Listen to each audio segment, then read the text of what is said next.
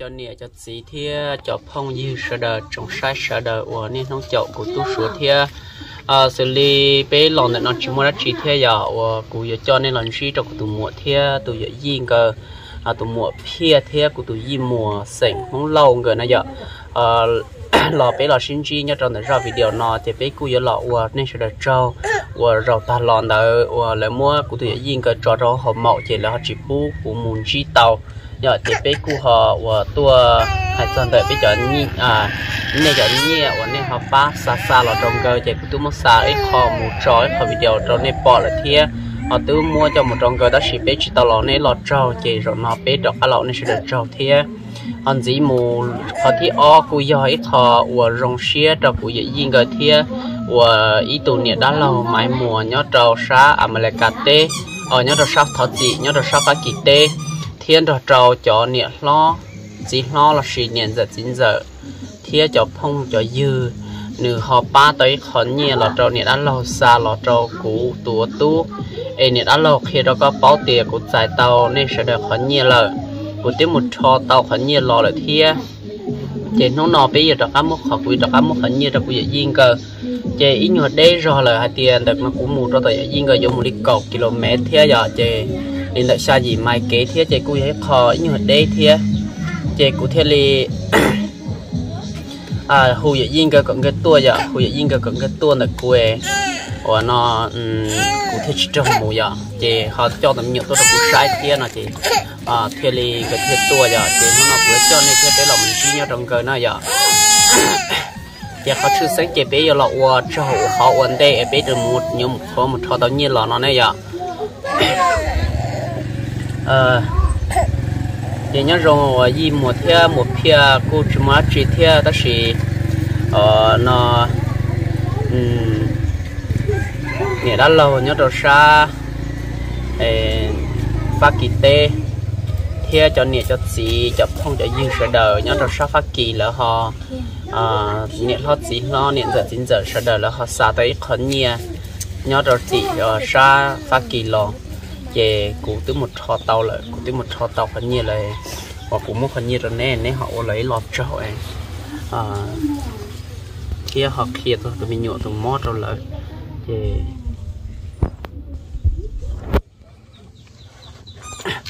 anh như chị nhắc con này cho nè cho chị cho phương sẽ đời của nhó trâu bé xanh nhá là tê thì cũng một thọ thì cho nhiên là cho ít cha chi bùa thế này vậy chị cũng mua được của gì nữa em mua đồ nè tụi giàu nè họ cho mình thiệt chua nè đã lâu thế nè đã lâu cho phong dư của cụ yên tàu bao đùa đã xỉu trâu nè trận lú chua nè bỏ cụ xứ em tự sự có chùa xứ nè trận lú em cũng mua vậy nhưng người tụi mình nhọ thai xứ em nè họ bắt lú trồng gờ em nè họ sáng như là ba em cũng tú sủa nè sự đợt trâu nè tụi tiên trà của yên rồi vậy nhưng gần ba nè tụi tiên trì của yên rồi yên trì của yên chọn trong nè tụi tiên trà tiên trì một cái tai ý chỉ năng còn đó nó nè tàu ba nhẹ bát tia chỉ hay cái nè cho xí nè lót 9 giờ là giờ nè giờ 9 giờ là lót 9 lo một trò cho phong cho dư sợ đời nè ba nhẹ lò của yên rồi vậy nhưng gần chọn trong nè tụi tiên trà tiên trì một ý chỉ năng nữa em nè sợ đời trâu em cũng muốn nè khẩn nhẹ trâu nè nó vậy nhưng cho yên mùa nè thì có khởi nó tụi giàu họ cho nhiệt cho xí thia lấy đi lọ cháu nè cháu tao này cho niệm giờ xin giờ niệm lo gì lo chưa xin sắp rồi cháu tao cho đan lầu theo cho tỷ đan lầu họ cho cứ cho tỷ nhót thông phải lúc cán đu nó nè chỉ xa nhẹ xa xia lò ba kho ướt này chỉ được tỏi nhẹ cho kho ướt từ mình nhựa rồi là kho nhẹ nông nhẹ non thì dân chỉ bao kha đi những chỉ bao kha thì từ mó thì gì sáng chỉ tao từ mó thì mó đắt chỉ đi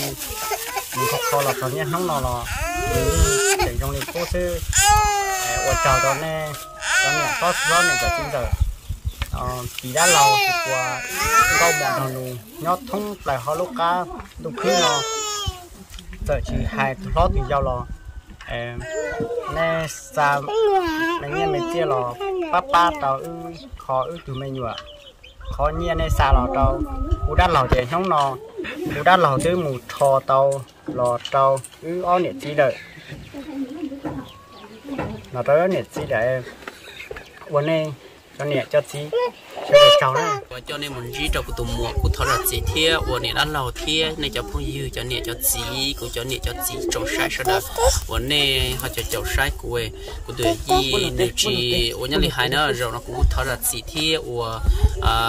giờ thằng rồi tụi gì tự là nhớ rồi sống với chùa nó chỉ nên tao sẽ hai lô bị chơi nó là nên xuyên để đọc họ thì rồi nó chọn nữa lại chỉ nên tao cái nhau xuyên thế chỉ nên hai chỉ tao cho lô rong trong nên xuyên nó là họ có nên sẽ là gì phú thế, và nên sẽ là cho cũng cho nên bé mình chỉ đọc tụi mũi kia một kia có lẩu nè đã lẩu kia cho phong gì cho nè cho gì cho gạo mùa gì sẽ đời cho tên chỉ lẩu rồi tê sẽ đời trâu ít loại và sẽ nên họ tự giải tao bị trường nhiên là cũ lại thế nên giải tao trường nhiên là cũ lại thế rồi mà giờ khí bị trời thế và rồi nó chỉ cho tiền mang rồi nè thì rồi nó cho nhau cho sao phát triển ba này cho mình cả chỉ là ba thế rồi thế rồi thì cho nè cho gì thế là cho nhau cho sao phát triển ba này họ lấy là trời cơ bé họ muốn chỉ đâu tụi phiền này à nhớ rằng cho nhà cho gì thế cho nhà lót tin rồi thế cho một phao giờ lâu cho cứ cho ti rồi nhớ cho sao phải kỹ tê thế chui sáng sắp là nhớ trong tận nhà đắt lâu thế nên số đầu nên bỏ ứ giật nhẹ nên chạy ba nhia ba chia lò cho ứ khói từ mình nhiều thế tôi chỉ muốn nhiều ly lò lấy mua sẽ lò chỉ muốn nhiều một kho thế ha chạy số đầu ba nhia ba chia lò cho cho một khói từ mình nhiều nên lúc tiền trà chị yêu cả nên lúc tiền chị yêu chị nó thôi rồi chúng nhớ tao xong lại trao chị cho nhiều lúc tiền giờ một phao giờ lâu chỉ lo nhiều lo cho cứ cho ti cho sau đó tôi mua nó America tôi mua tàu mình chỉ tôi tới kho to thế chị tôi họ sẽ ta cho tàu kho tàu lo này chỉ bao rong đấy nó nằm ở đây họ kho chỉ tàu ya là chỉ bao tụi mình nhổ nó tụi mua đã chỉ ya lấy kho chỉ tàu lọt chế lại giờ nó chế tôi giờ nhiều thì on từ đã lâu ya từ thò cái pan từ sau đó là nó rong rau sau đây sau đây chào giờ chỉ mua đã chỉ rau sau đây là mua là lục hoa cho nhiệt lo nhiệt giờ chín giờ mà phao giờ lâu cho đã lâu ya nhiệt đã lâu này sau đây chào thế này chỉ mua đã chỉ cho là hôm nay sau đây chào đi mới là lục hoa này sau đây chào này chạy lúc thia nè chạy mua nhiều mua tiền là ba khởi thì mình nhộn thia này lúc trên trà chế yêu cả này lúc trên chỉ chế yêu chỉ nó nhiều xe thia thì mình nhộn chế trong linh nó xí có li trà lo chỉ bao li chế chỉ bao khó trong linh nó chỉ bao tay chạy ra một kho trâu khó tiền thì rồi và cho tao nên sẽ được khó nhiều tôi giải tao lại nó mà chế đã là một cho tao lo chế tao đã lòng tôi tao nữa đây cần lý ha chế đã là một bữa bể kia lo hết chế đã là chế có cho thì mình nhớ tôi ha tôi là chế thiên tôi trong tao đã là chế thì lý toan cả nên sẽ được khó nhiều nữa nên sẽ được họ ba lo chỉ mà đã chỉ lo mỗi lo luôn nên sẽ được chào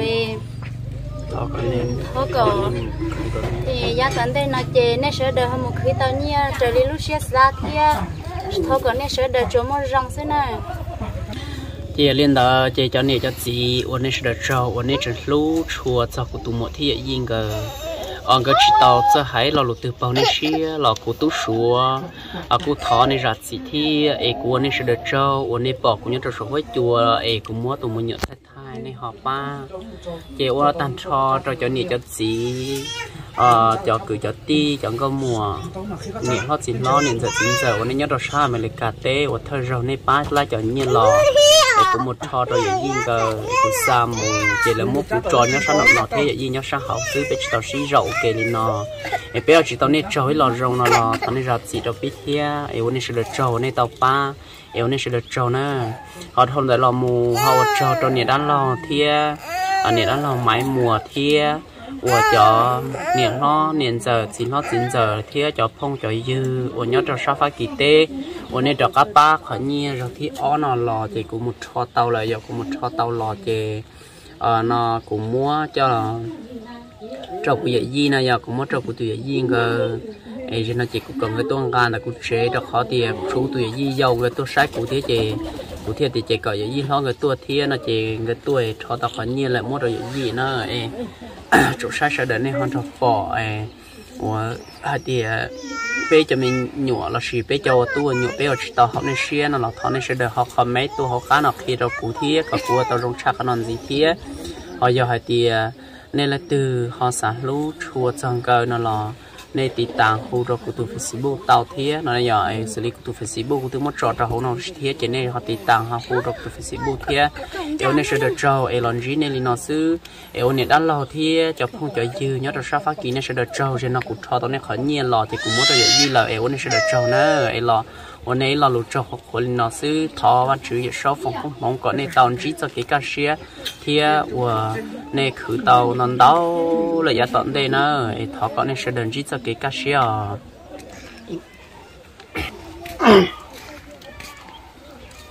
อีกข้อตัวนี้เนาะว่ากูđã lò vải lò trầu khó nó ít tụi mình nhiều nếu mua để mua cũng đã lò ba cái cái tàu này cũng đã lò chúng mua qua xe mới thay cho tàu YouTube trong này tàu sẽ được tàu bỏ sẽ được chỉ bỏ là sẽ được thu về đã lò theo đi nên sạch nha sạch chia lò tàu đã lò theo đi cho tàu trong khói thì mình nhọ để cua giờ gì thì nó cũng chỉnh chỉ cho cái toàn vậy nó cũng hay tao chơi lúc cùng hay lò thế chơi cũng bỏ cá hải chơi cũng hải ở lò nồi cho lò cũng đã lò trầu xưa thì nhớ rồi sẽ đợi nó giờ bé màu xin chỉ trầu liền ra bây giờ tận đây thì sẽ nên so cá sẽ từ mình giờ không trả lại giờ tận đây giờ lên đảo cũng cho cũng giờ gì thế bé lần xin lên nó xứ cho nên cũng tụt khen chơi tia giờ cũngยังcái đó lâu tia họ trẻ chơi giờ chỉ nhau giờ cũng một ba trong cờ xứ ta xì cũng họ chỉ muốn trả bản sự mua nhiều mua chia ba thia nên sẽ đợi ba trong cờ này non cũng chụp ba một trò là trong cờ xứ nên sẽ đợi trâu giờ thâu khả năng mù cũng giờ họ cờ cũng qua trâu nên ba mình chỉ trâu giờ yên cờ nên chơi ba không cái chế độ cũng thia ta xì đau rồi trên là cụ khăn chạy cụ yên mua cái sĩ thế đó sĩ cụ sai thì cụ khăn chạy chạy cụ mua rồi yên cái vì đó họ nên mua rồi cụ là cụ chỉ mua thế chạy ý là đi cụ chỉ mua nhẹ vậy một ban cái thế chạy rồi giờ nên ba nên mua cũng thiệt tu chạy cụ mua cũng thiệt tu trong cái thế là chạy cụ mua trong cái này cho nên cho chính sẽ được sót xa lại trả này vậy em lựa rau cũng mua họ từ xã tàu cái ba từ rau này chuyện ba cũng đào cha họ nói thế ông này sẽ được rau bây lần gì này li nó xưa nhớ rau này bây mà sinh gì đùa nhớ rau này cho đùa